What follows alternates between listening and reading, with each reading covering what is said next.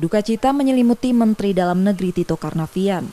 Ibundanya, Haja Kordia binti Ahmar Timbul, tutup usia.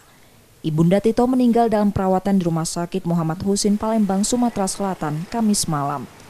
Kordia wafat di usia 82 tahun.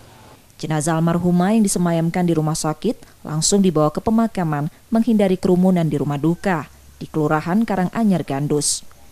Jenazah dimakamkan Jumat siang di TPU Kebun Bunga, Sukarami.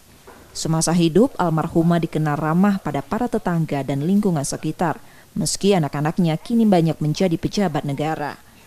Oh, baik. Ramah dia. Kalau dia belum sakit dulu memang kekeluargaannya kental ya. Pokoknya walaupun anak-anaknya pejabat, dia itu humble orangnya. Jadi suka care sama lingkungan sekitar. Tinggi juga sosialnya. Iya. Tito adalah putra kedua dari 6 bersaudara.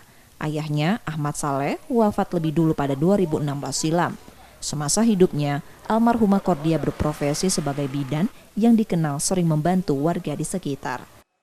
Rizky Normizan, Kompas TV, Palembang.